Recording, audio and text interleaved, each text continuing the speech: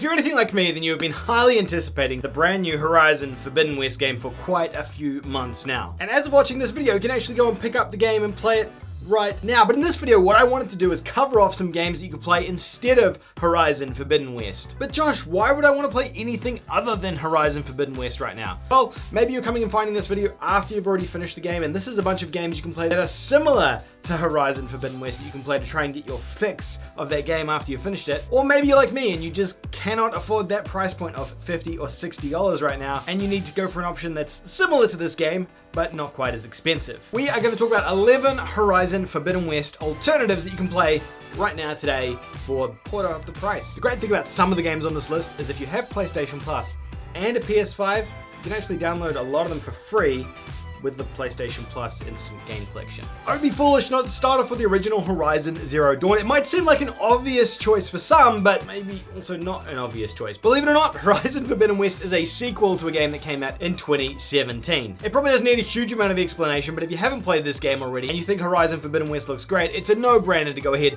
and pick this one up and play it first. Not only will you get a bunch of backstory, but it also shows you how the game works and the mechanics of the game. One little known fact is this actually had a massive DLC expansion add-on to it as well called Frozen Wilds, which adds a new environment, new stories to the game.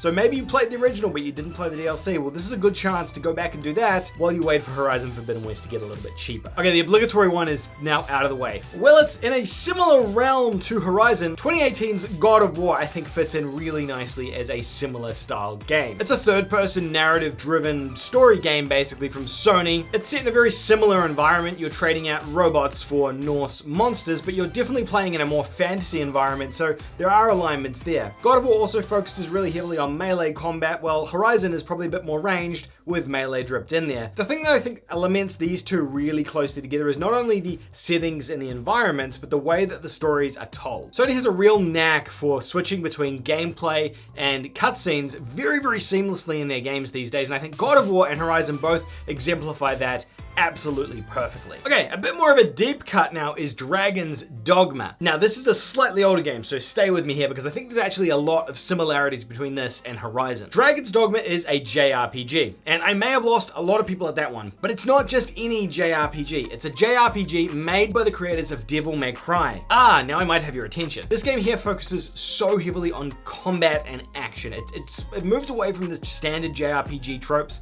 which are there, but they're in the background. The combat in this game is so satisfying, and it really does feel like a fantasy version of Devil May Cry. You can jump up on monsters' backs, and you can slash and hack away at them, very similar to the way that Aloy does in Horizon Zero Dawn. I think the combat loop in this game is so satisfying that it will get people through the game despite it having JRPG tendencies if you're not really into that. The game is a little bit old, but it did get remastered or reported over to the PlayStation 4, so you can play it over on PS4, but it was originally released for the 360 and the PlayStation 3. Very similar to Dragon's Dogma actually is Monster Hunter World. I'm not entirely sure why I said similar when this is a video entirely about similar style games. Monster Hunter World fits into a weird space. It's a combination of JRPG and action adventure game. The game again focuses heavily on world building and combat and tells a really unique story, but with a lot more JRPG tropes in there. The part that I think really aligns with Horizon is taking down the giant creatures and beasts in the world. You kind of go into these open world environments and you have to take down a series of monsters and creatures that stand in your way as you go down to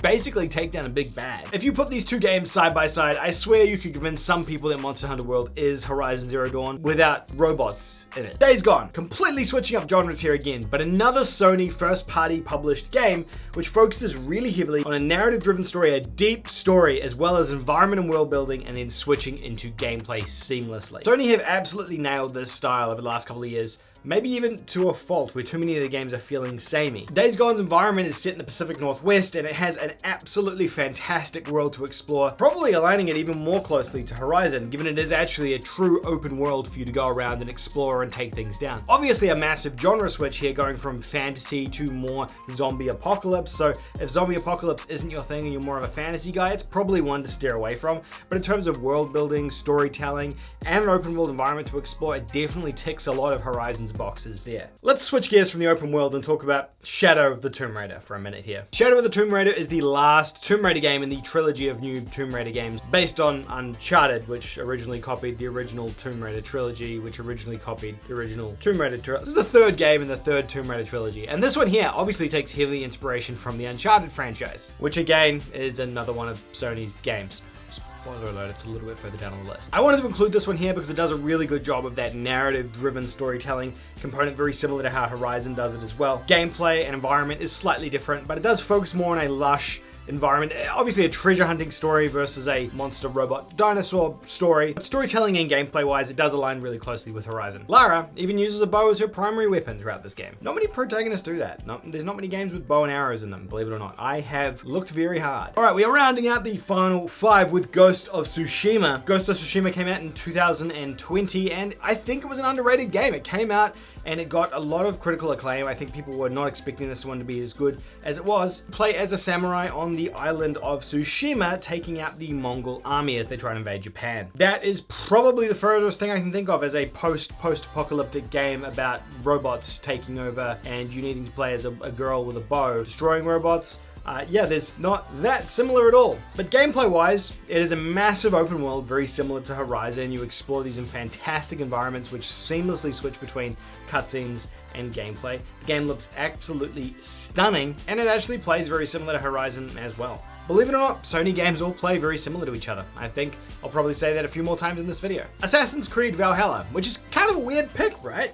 You wouldn't really expect it to be on here, comparing it to a Sony game, but Valhalla is actually very closely aligned with Horizon. It has really, really fantastic green environments, which I know sounds like a weird way of describing a game, but it is different to the standard gray or brown environments that we used to see back in the day. Valhalla is the Assassin's Creed game set in a Norse setting. It's kind of that action-adventure, RPG light style game. It's your basic Ubisoft collectathon, open world hack and slash affair.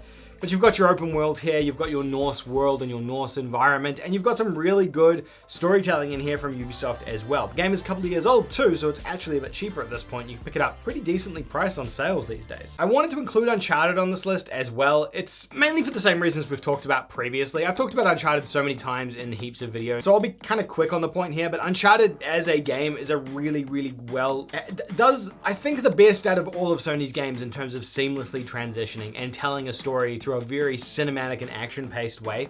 It kind of paved the way for the likes of Horizon, God of War, Days Gone to kind of tell stories that way, switching very seamlessly, because before that, it wasn't something that we saw super commonly in Sony games or other style games either. It doesn't really matter which Uncharted game you play, they're all going to play very similar and very samey. Obviously, you're not fighting robot dinosaurs and you don't have a crossbow, you have a gun. I don't think Drake ever gets a crossbow, does he? I don't know, someone will be able to tell me in the comments. But it can scratch that itch, and some of you guys might even have this game for free because it was given away for free as part of PlayStation's stay-at-home thing they did last year. The Witcher 3, which is probably a little bit of a left field one as well. Another massive RPG style game, and something that people probably forget was as good as it was because I think Cyberpunk kind of put a bit of a dampening on CD Projekt Red. The Witcher 3 though was a really phenomenal, in fact one of the best, if not the best, RPG games on the PlayStation 4 system. Massive sprawling open world with deep narrative that goes deeper and deeper and deeper as you complete the game. You've got this really sophisticated hack and slash combat style that gets deeper again as you play the game, but is nice and simple for people to pick up and play and understand straight off the bat. Then you've got an environment and setting that is set in that fantasy realm versus that sci-fi or post-apocalyptic realm. Death Stranding. Yeah, that's right, the walking simulator. I think Death Stranding, unlike anything else, exemplifies storytelling in a video game more than anything, because people look at this game on the outset and it looks like a walking simulator that might not be very deep mechanically or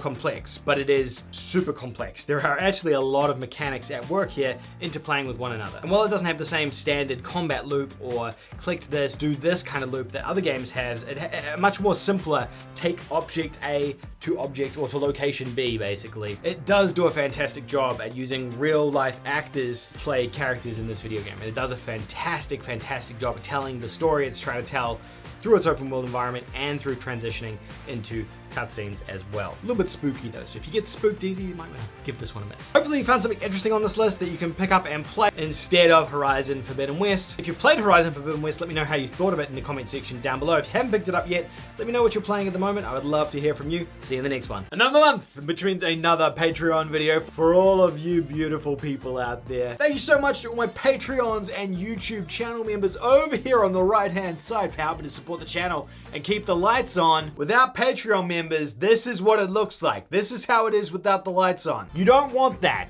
Don't let that happen. Thanks to all the names over here on the right hand side for helping to support the channel. If you too want to become a Patreon or a channel member, the link's in the description down below. Channel members get a bunch of cool icons next to their name. They get special emotes to use in the chat, and they get my undying gratitude, just like each and every one of you Patreons. Thank you so much. Goodbye.